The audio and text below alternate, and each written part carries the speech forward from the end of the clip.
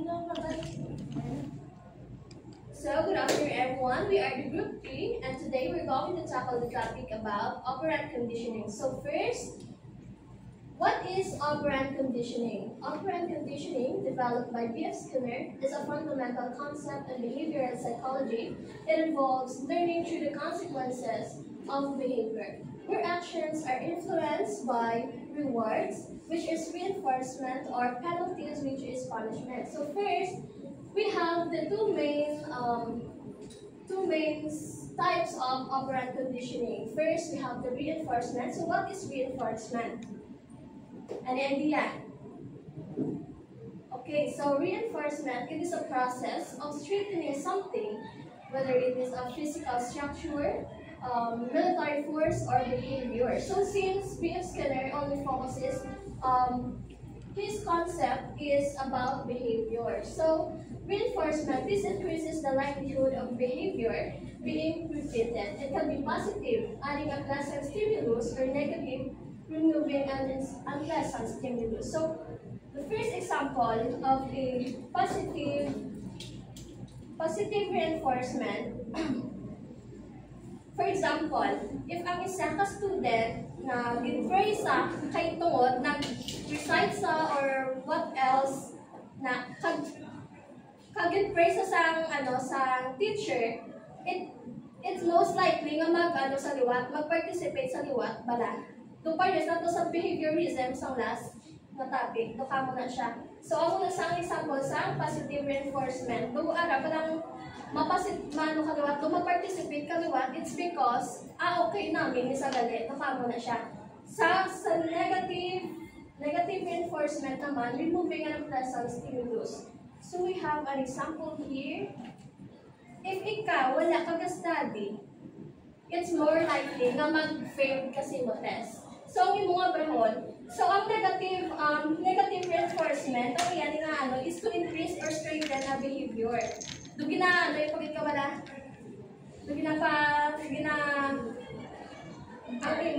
Yes, do gina-encourage sa pagit ka. So ang imong abrahon, if nag-fail ka, you need to study more to avoid failing in test.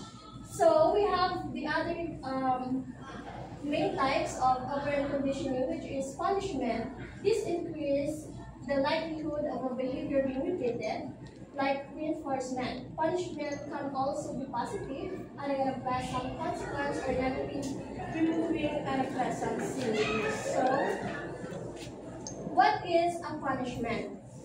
Any idea? What is punishment? The purpose, what? The purpose of a punishment to discourage or eliminate unwanted behavior. So, we have a positive punishment. Ang example yan is if ang isa ka ito naglumpat-lumpat sa gas or sa sofa, ang himuon sang owner, akiga niya ito. Mukha mo na siya. Kaya mo brown sang ito, sa next yung hindi na siya lumpat. It's because nakabaton sa sang scold. Mukha mo na.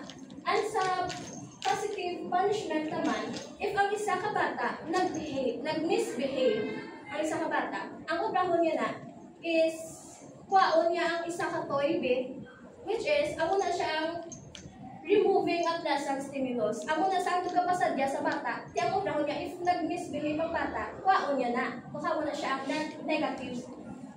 negative punishment.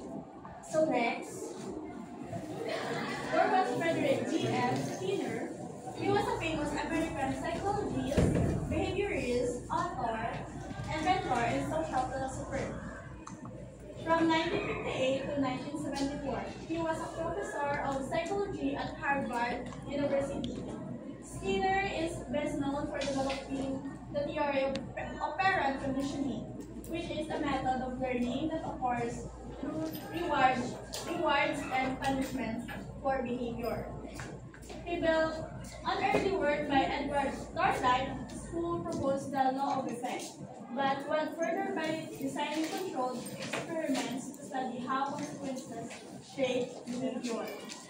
So, yan na ganyan yung belt na liwat ang kay Edward Thorndike na law nga ang law of effect.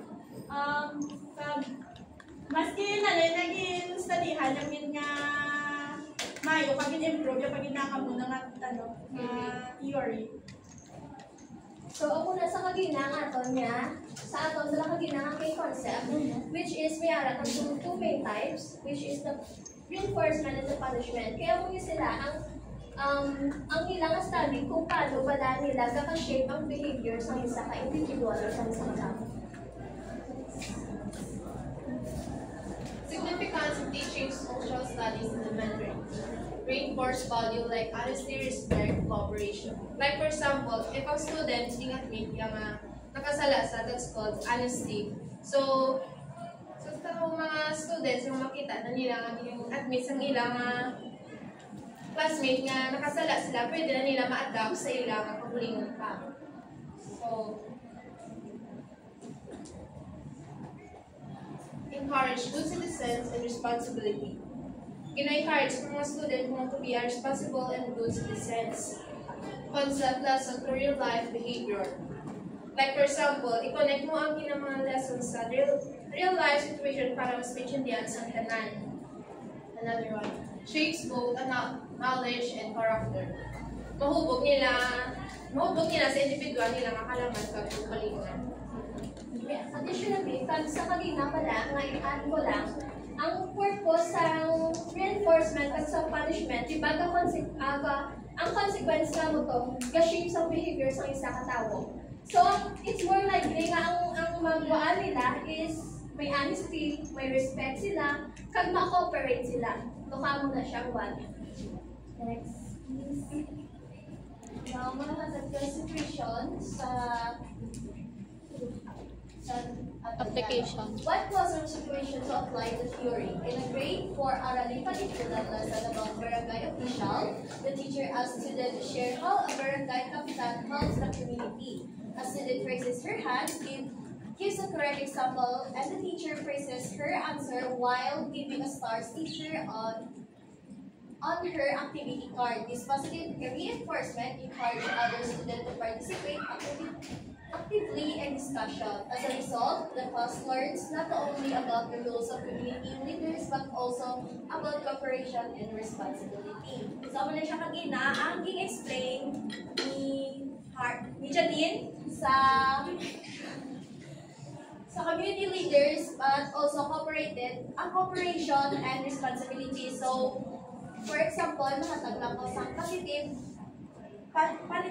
reinforcement. So, a student raises her hand, giving a correct example, and the teacher praises her. So, ako na siyang, like, example, sa klase nyo, may mga student ka mga participation, so, ika kung sino naka-correct answer. So, may siya or iba nga mga classmate is na-encourage man nga mag-participate sa klase nyo, kaya may mga isa ginatag, di ba may araman kung may budget, ang teacher, di ba gata sila kaysa mga prize, like candies, or may ginatag sila mga stickers. So, yes, plus points para sa ilang. Para may gana mas sila mag-participate sa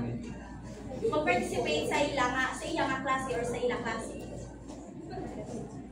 So, for you to be able to understand more, so the first example was all about good actions. Now, let me give you another example, one that focuses on negative actions.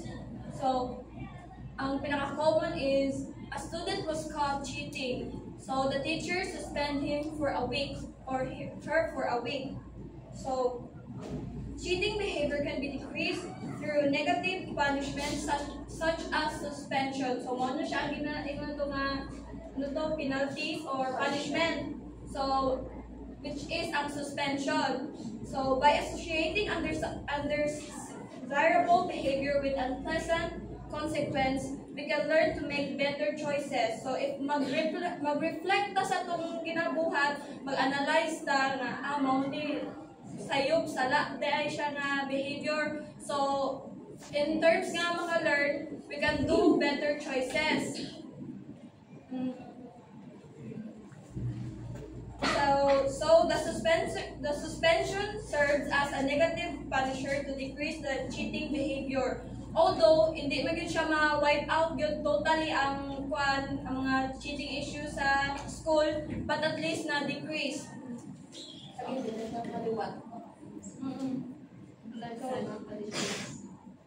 Yes, so to summarize, operant conditioning theory is about how actions have consequence. Good action can be rewarded, so they will be repeated, while negative actions may be discouraged and punished.